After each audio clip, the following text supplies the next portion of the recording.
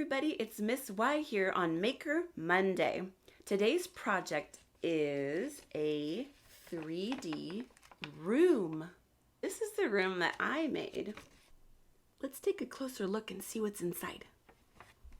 I drew a rug on the floor and a beanbag chair. There's a video game with the controllers. Here's the television. Some art on the wall. Over here and over there. Oh, over here on this side we have bunk beds and a little table and chair to do some art projects. Here's another one that I made that's a little bit fancier. This one has a checkered floor and it has lots and lots and lots of books to read on these shelves that I drew. There's a cozy chair, fancy chandelier, and on this side I have an art studio and it has a sink and a table, all kinds of art supplies on the shelf, and I drew a window and it's a beautiful day outside. Another cool thing about your 3D room is that it folds flat. You can take this anywhere. I'm going to show you how to make your own. You need a normal piece of paper, a glue stick, scissors, color pencils. It's okay if you don't have color pencils, you could use markers. It's okay if you don't have a glue stick, you could use squeezy glue.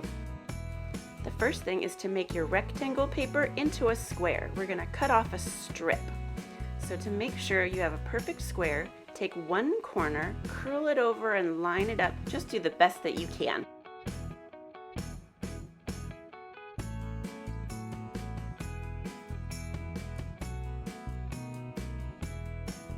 This part is going to be cut off.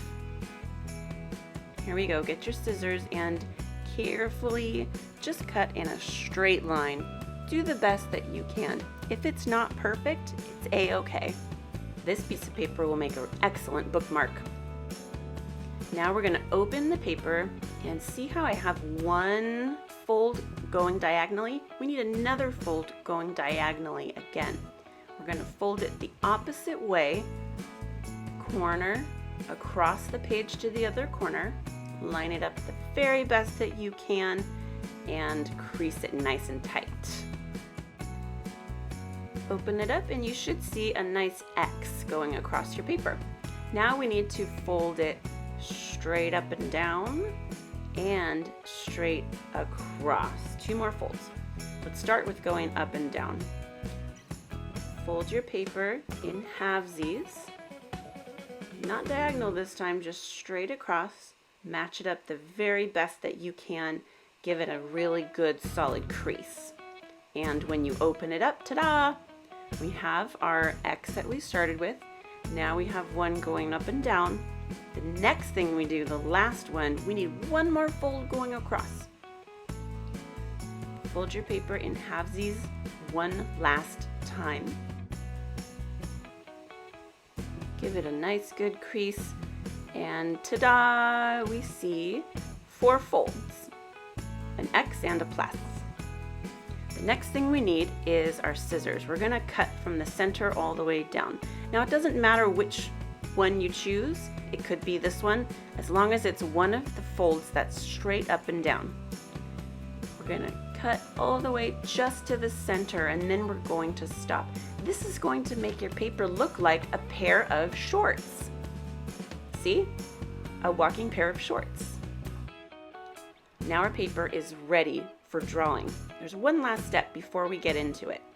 See how these two squares are like the legs of the shorts?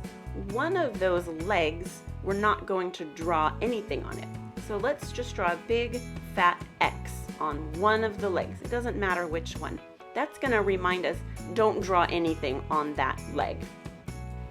Here's a little preview of what the room is going to look like. See how that creates the walls and the floor. The X is where we're going to put the glue at the very end. Flatten out your paper and let's get ready to draw. The top 2 squares will be your 2 walls. If it helps you, you could fold the legs backwards, and this shows you where your 2 walls will go. only if you want to.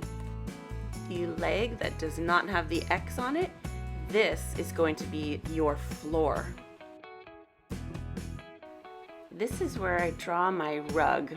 Let's give it some decorations on the sides. I like to draw a line where the floor and the wall meets. There's a beanbag chair. It's super easy to draw. Now I'm going to add some drawers and a game console and a television screen. Here are the controllers.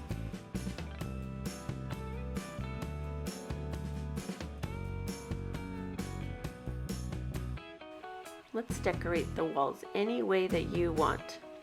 A rectangle with a rectangle inside makes a great picture frame.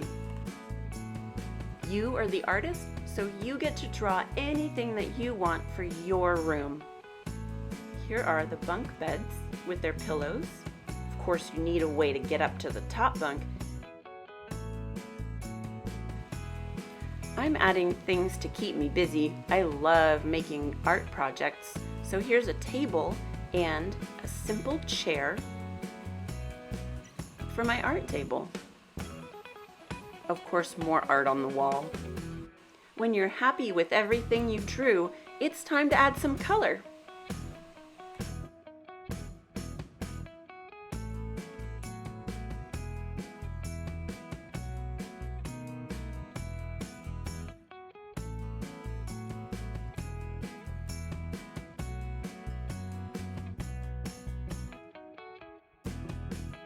When you're happy with your drawing, it's time for glue. You can use a glue stick or squeezy glue. The glue goes on the leg that has the X. Make sure to get all the way to the corners. If you're using a glue stick, you don't need to glob it on very much. Just have enough to make it sticky. Nobody likes a dried up glue stick. Don't forget to put the cap back on. Okay, here we go. The rug goes on top of the X, fold it over, and line it up. Press down.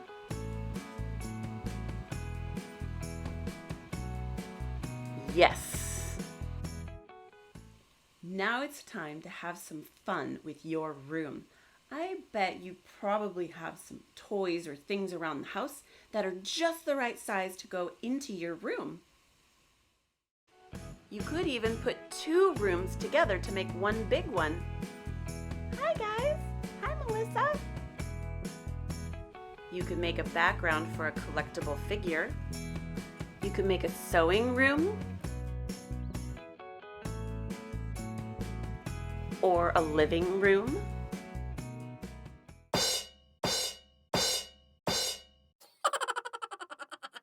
You could put four together and have a monster party.